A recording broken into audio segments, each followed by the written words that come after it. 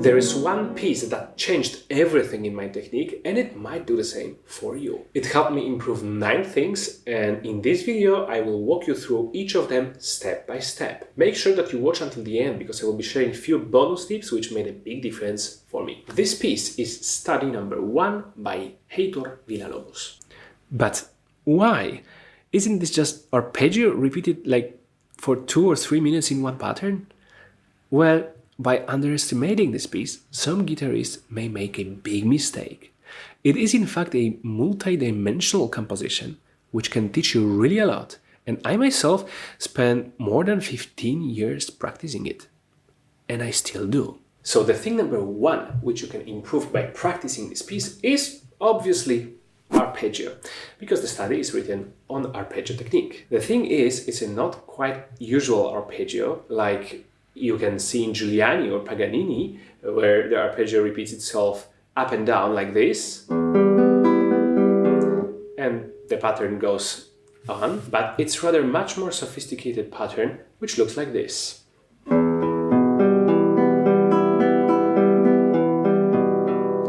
And it's repeated for 2 pages without a break. In this arpeggio pattern, you can apply all the methods which I teach in my other video, how to grow your guitar skills so fast it feels illegal, where I introduce you to the method of preparation in 2 different ways, and it's very possible to apply it here and surprisingly effective. The first method is to be prepared before every sound and come back with the finger on the string you already played. It looks like that.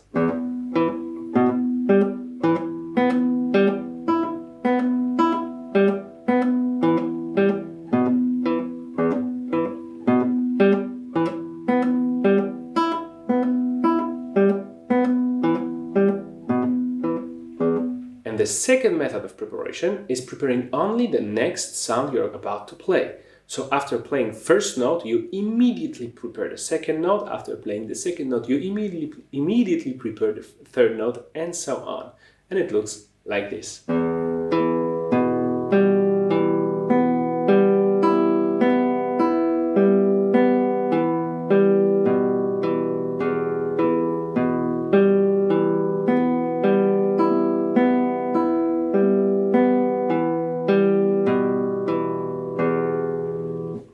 Practicing those 2 methods of preparation with this pattern will definitely increase your speed and endurance of arpeggio in long run. By practicing those methods, you actually improve the second aspect of your technique, which can be developed by practicing this study, which is the stability of your right hand. Because the purpose of those 2 methods is, of course, to keep the fingers as close as possible to the strings, not to let your hand jump however it wants, right? Whatever would be there, just rather to keep your hand position as close to the string as possible to diminish the risk of a mistake. And while practicing those methods, you will stay focused on stability of your right hand. You will achieve much better effect much faster. The exercise again shall look like this. Method number 1. I'm not moving my right hand at all. It's just the movement of the finger, right? And method number 2. Also the movement of the finger. The most important movement to prevent is jumping of the right hand, because it wants to be released and make this movement just after playing. Whether it's the second or first method,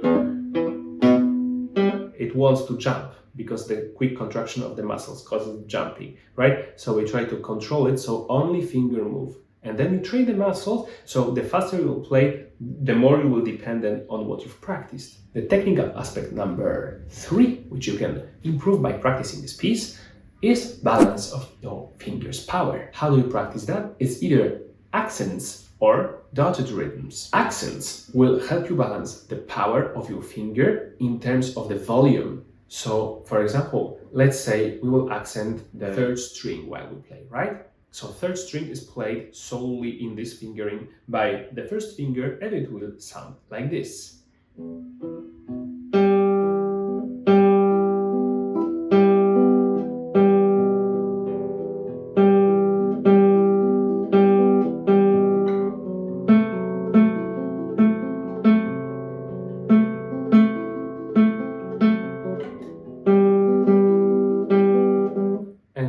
It kind of gives you the funny rhythm in there. Same with, let's say, second finger on the second string.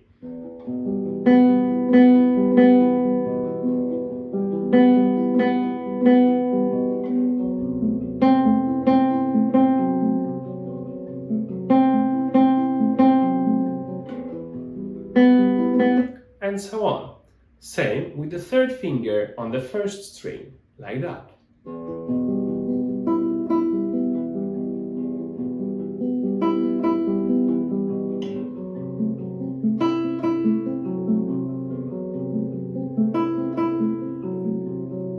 This method prevents accidental accents while playing caused by the tension of the right hand. By choosing consciously which finger on which strings plays louder and keeping the rest in very low dynamics, you make a choice and you control what you play and how you play. And this helps you avoid accidental accents while playing after. Dotted rhythms will help you keep balance in terms not only of power, but also balance in terms of playing evenly, to make sure that each rhythmical distance between one note and the second one, between the second one and the third one and the fourth one, and so on, is exactly the same as much as possible. Dotted rhythms are here to provide this for you. This is the first pattern.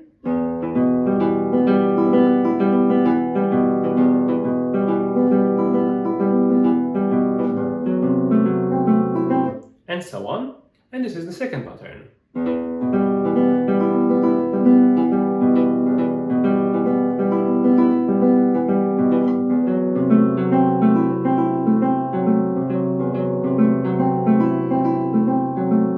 Why it works is because to make the space between two notes even, you practice both most extreme variations of it. So the very long note and short one, and very short one and long one after. This way, your average space between two notes shall be exactly in the middle of those two, which is perfectly even. But how do you maintain playing this pattern in super fast tempo for 2 pages? You must learn how to make your right hand more resistant to pain, tension, and to build its endurance. 2 methods for that. First of all, you can get used to quicker tempo, and you do that not only by practicing super fast all the time, but to exchange fast and slow. This is one of my favorite methods, not only to practice this study, but to practice most of the pieces which are technically difficult or challenging.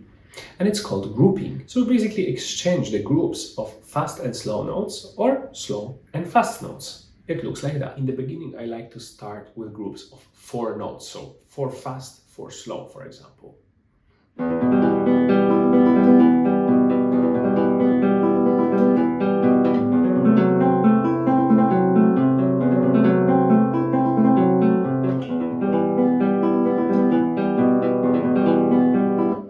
Still take care about the position and stability of the right hand all the time. And the second pattern will be slow group and fast group.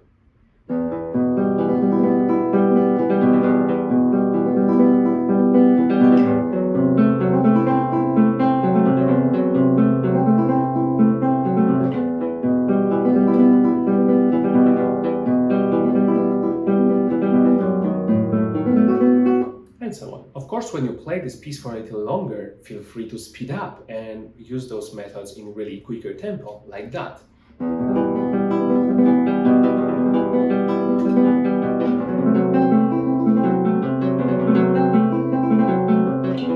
Or opposite.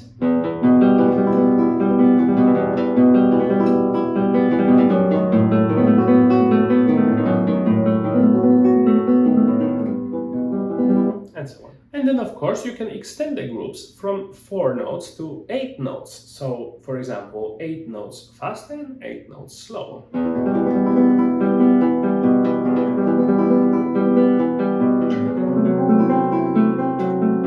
Or opposite. So we talked already about the endurance of the right hand, but it also teaches you the endurance of the left hand. Why? Because you have plenty of places when you have to maintain this very, very complicated pattern, arpeggio pattern in the right hand, and still left hand has a lot to do. It begins with kind of a few easy changes, right? It's not too challenging, and then we start only barre positions, and then we have this huge passage when we have plenty of chords, diminished chords, just moving like this, and we have to maintain the tension all the time while playing this super pattern, a super difficult pattern in the right hand. My favorite exercise to practice the endurance of left hand is staccato of left hand. How do you practice that? Instead of pushing all the strings by left hand all the time without a break like this, after playing each note, you instantly relax left hand each time. Just like that.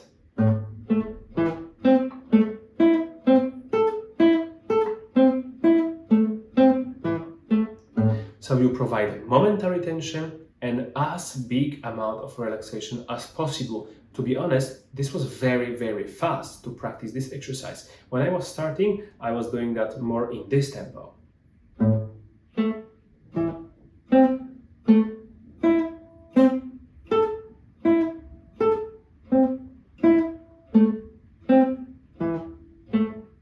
Another method which can help you with your left hand endurance would be actually just touching the strings and not pressing them at all. It looks like that.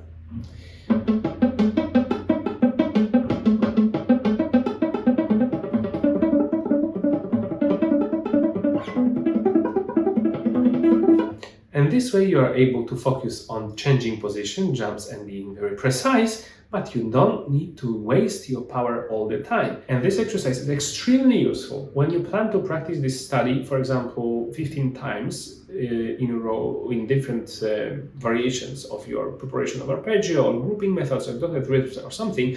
If you play 15 times the study with full power on your left hand, I'm sure it's not going to be the most comfortable at the end. But when you apply, for example, staccato of left hand or touching method, I'm pretty sure your left hand will build an endurance because you are still teaching this hand to have the good habits of changes, of being precise, but saving its power. And speaking of the left hand and its power, let's talk about the barre, which you can also practice here. This study contains plenty of chords with barre, like this one, this one, this one, this one, this one, or after, like this one, this one, even before, this one, again, this one, right? So you need to maintain the barre quite a lot of time, and a lot of those chords are in a sequence one after another. So you need to play few barre chords in a row. Two most efficient methods to practice barre, and my favorite ones I described in my book, and those are actually touching the strings by left hand and then after playing staccato of left hand. So exactly those two exercises which can help you build your endurance of left hand. Why it works? Because you learn how to balance the power of each part of your finger, and you learn that you don't need to press everything at the same time, but your finger learns how to adjust. So whenever I have a sequence of chords with barre, what I do is practice first only by touching them,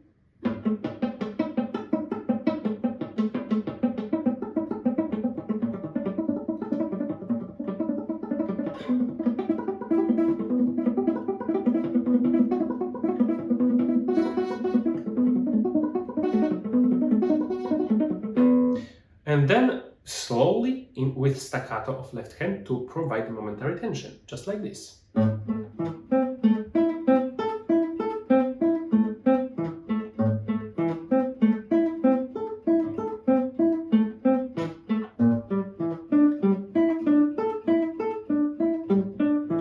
And just after playing this first time with touching, second time with staccato of left hand, then I try myself, if I'm able, to play without putting too much power and tension and pain, feeling pain in my left hand.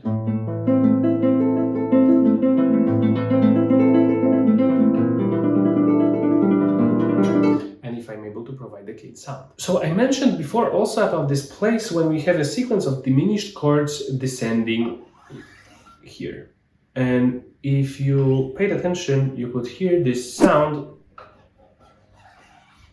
of my fingers sliding on the bass strings. Now it's very risky because when you play this moment, you actually have to put a lot of tension in here and then after change the chord rapidly and change the chord rapidly and change the chord rapidly, and you have this kind of sound which is like similar to a little kiss, right?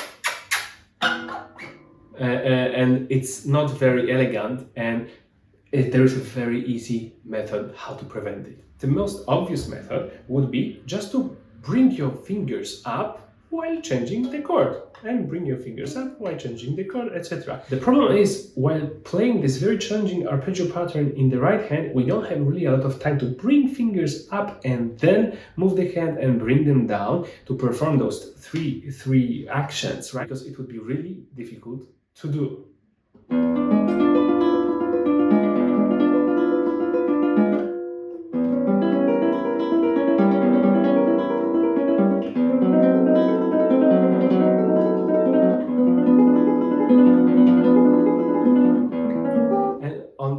You have this kind of little break between each chord. Of course, I did it just to make sure I perform perfectly this change, so I for sure don't have this key sound in between.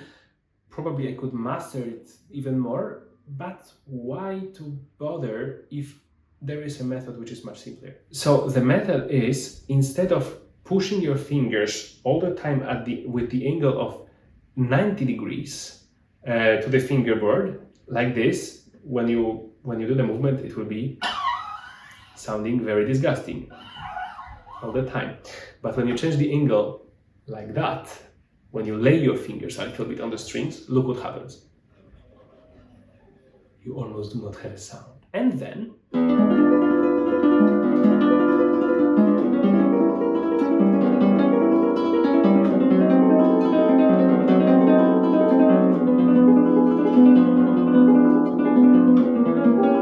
so on, and the sound is much more bearable, or sometimes it's none if you perform it really well. And of course you can bring this method to another pieces. First example which I have in mind would be this, without this disgusting sound of the string. Another thing which I learned was how to deal with jumps, and this is perfect study to deal with jumps because you have very few of them, but the tempo is so insanely fast that you need to manage really well how to do that. First significant jump we have here between this chord and this chord. I know that there exists some fingering which you can mix this position with this position and then smoothly do that, but you have to change the fingerings of your right hand, and that was not the goal for me. I wanted to keep it fluent in the same for all the study. So what I did instead, I just tried to master the change, and in order to do that very smoothly,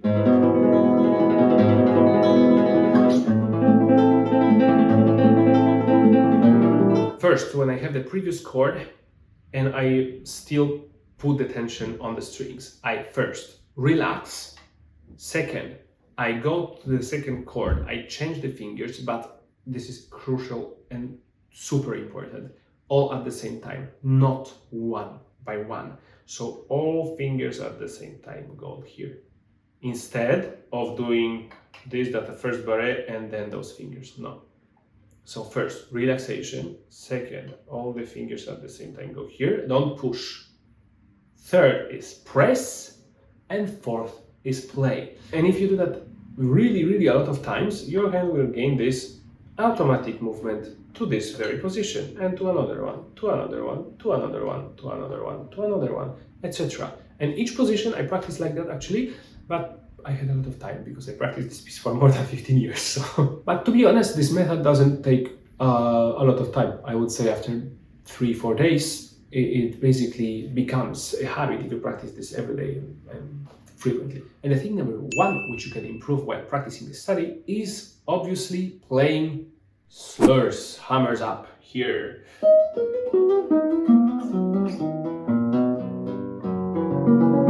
So everyone knows this is a Achilles heel of all guitarists in the world, I think, because a lot of people play this piece and then after we all become so discouraged while this moment occurs.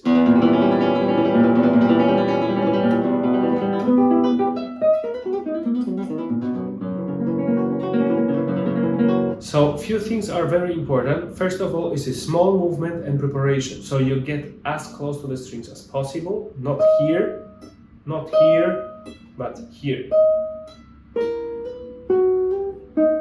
And second thing, you prepare the next sound. So this is ready. This is ready. This is ready. This is ready. This is ready. This is ready. Of course, yeah, I shall say sorry for the sound.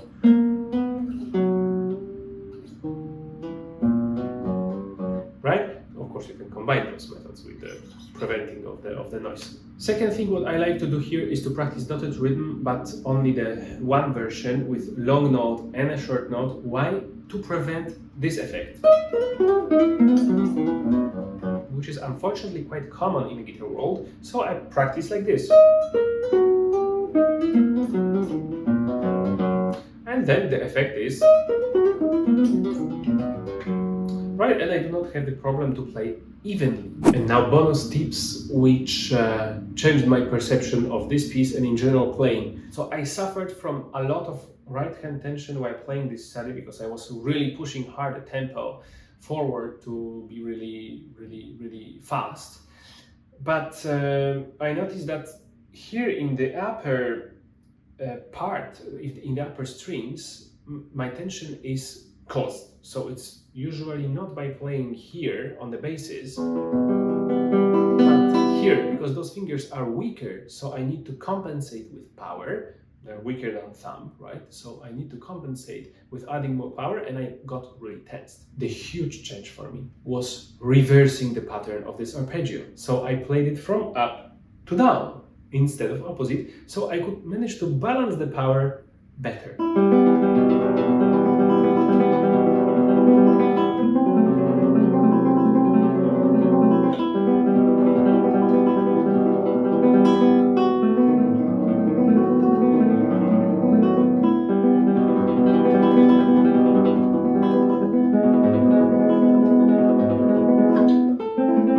That was really fun to discover and to practice. And the second bonus tip I will give you, I actually got from Q.E. Park, which is one of the most brilliant classical guitarists of 21st century, I think. Once after her concert, I asked her, how does she have such perfect balance in her right hand? And it was particularly about tremolo.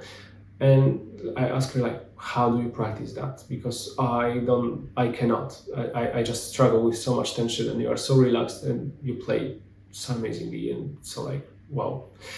And she told me, well, I practice very quiet and very slow. And then after I increase the tempo, but I don't increase the dynamics. Because I was so surprised that she is able to play so light and so effortless and so fast. And I applied this method and I was shocked by the result, because it's not difficult to play very quietly and very slowly. The problem is when we play faster, the tension in our right hand is usually bigger, right? And we don't play quietly.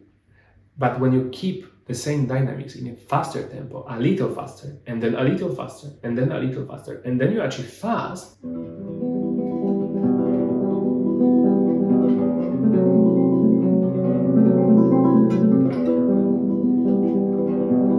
it's a very difficult exercise, but it was a game changer for my technique. If this video helped you and you find it valuable, go to my website, tommusic.art, and download your free copy of my book, The Ultimate Classical Guitar, where I share precise solutions for many problems which I talked about today, and many more actually. You can find there also precise exercises on each of them. And for those who would like to dive even deeper into the guitar world, I created an absolutely free community for guitarists, Practice with Tom. It's also on my website. You can join for free and enjoy everything I teach there. Enjoy your practice. See you next time.